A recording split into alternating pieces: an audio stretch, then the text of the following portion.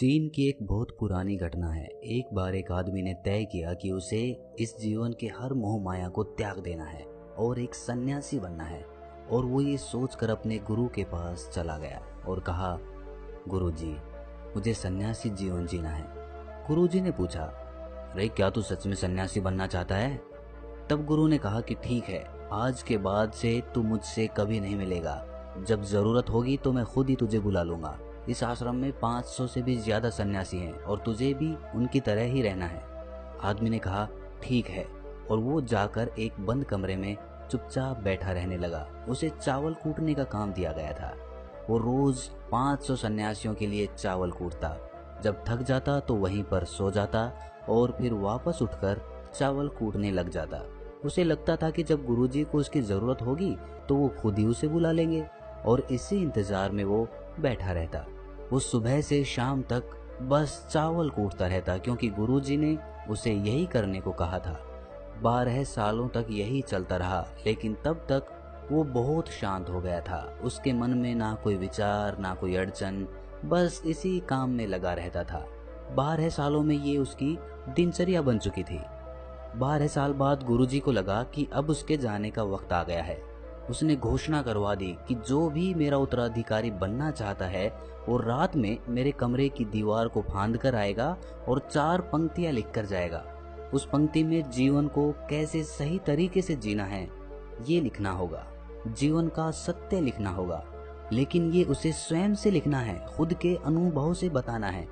सभी गुरु को मानते थे, उनके शिष्य थे, लेकिन सब उन्हें इस तरह धोखा नहीं देना चाहते थे। उनके आगे खुद को प्रस्तुत करना आसान नहीं था। हिम्मत तो सभी शिष्यों में थी, लेकिन ये काम कोई करना नहीं चाह रहा था। उन्हीं में से एक विद्वान शिष्य ने ये कर दिखाया। उसने दीवार फांदकर कमरे की दीवार पर 4 पंक्ति लिख दी, जिसमें लिखा था, सबसे पहले, मन एक दर्पण की तरह है। दूसरी, जिसमें धूल जम जाती है। तीसरी, उस धूल को साफ कर दो। और चौथी, सत्य अनुभव में आ जाता है और सत्य मिल जाता है। सुबह गुरुजी उठे तो उन्होंने देखा और बोला कि ये किस मूर्ख ने मेरी दीवार खराब कर दी, उसे पकड़ कर लेकर आओ। लेकिन वो विद्वान ये लिखकर रात में ही भाग गया था, क्योंकि ये विचार उसके अपने नहीं थे। उसने जाते समय अपने मित्रों से कहा था कि अगर गुरुजी को ये लाइन पसंद आ जाए तो मुझे बता देना, परंतु अगर वो क्रोधित हो जाएं तो उन्हें मेरा पता मत बताना। सब चिंतित हो गए थे। सभी लोग ये मानते थे कि इतने सुंदर शब्द तो हैं, मन एक दर्पण की तरह है, जिसमें शब्दों और विचारों की धूल जम जाती है, वहीं उसे साफ कर दें तो सत्य का प्रतिबिंब दिखने लग जाता है। इसमें कहाँ कुछ गलत है? गुरुजी कुछ ज्यादा ही सख्त हैं। देखते हैं वो इससे ऊंची बातें कहाँ से लाते हैं। पूरे आश्रम में यही बातें चल रही थी। उन्हीं में से 4 आदमी एक दूसरे से बात करते हुए चावल कूटने वाले के पास से निकले। उनकी बातें सुनकर वो हंसने लगा। उन चारों ने ये देखकर उससे पूछा कि इसमें हंसने की क्या बात है भाई? तब वो बोला कि सही तो कह रहे हैं गुरुजी, किस नासमझ ने ये लिखा है।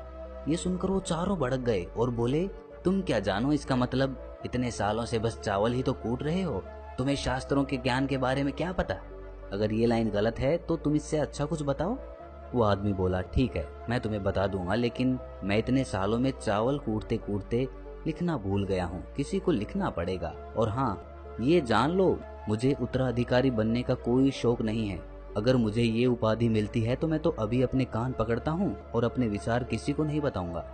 तब उन चारों ने कहा, अरे तू हमें बता, हम लिखते हैं। आदमी ने कहा, तो ठीक है, फिर लिखो। कैसा दर्पण, कैसी धूल? ना कोई दर्पण, ना कोई धूल। जो इसे जान लेता है सत्य को प्राप्त कर लेता है।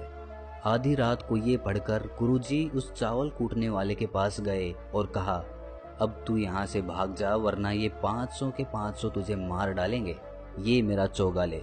तू मेरा उत्तराधिकारी बनना चाहे या ना चाहे, इससे कोई फर्क नहीं पड़ता, लेकिन मैंने तुझे ही अपना उत्तराधिकारी माना है। और अगर ये बात इन सबको पता चल गई तो ये बर्दाश्त नहीं कर पाएंगे कि एक चावल कूटने वाला उत्तराधिकारी कैसे बन गया। तू सत्य को प्राप्त हो गया है और आत्मज्ञान को पा लिया है, और ये शास्त्र जानने वाले अपना सर पीटते रह गए, इसलिए तू यहाँ से दूर भाग जा। अतः एक बार गौतम बुद्ध ने भी अपने शिष्य से कहा था कि जब तुम्हारे अंदर भी विचार आना बंद हो जाएंगे, उस दिन तुम सत्य का अनुभव करोगे, खुद को और ब्रह्मांड को समझ पाओगे। और यही बुद्धत्व प्राप्ति का पहला कदम है। मन को शांत करने का पहला तरीका जो बौद्धिक ग्रंथों में बताया गया है, वो है खुद के विचारों पर काम करना। आपके अंदर क्या चल रहा है उसे अच्छी तरह से समझना, ना कि अपने विचारों को कहीं भी दबाना। ऐसा करना गलत है। मन भटकेगा, बार बार भटकेगा, लेकिन जब भी आपको ऐसा लगे, आप तुरंत अपने विचारों का निरीक्षण करना शुरू कर दें।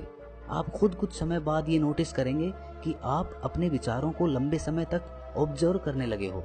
हर तरह के अच्छे बुरे विचार आपके मन में आ रहे हैं, लेकिन आप उसके साथ किसी भी तरह की छेड़खानी नहीं कर रहे।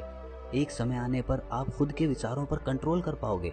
आप आने वाले कल या बीते वाले कल की चिंता ना करके अपने वर्तमान में जियोगे, जो इस समय अभी आपके सामने है। आपको उसी पर अपना ध्यान केंद्रित करना है।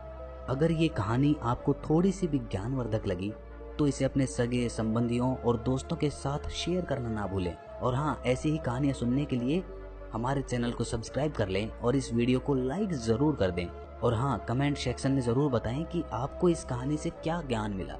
तो मिलते हैं अगली किसी कहानी में, तब तक के लिए ध्यान करते रहिए।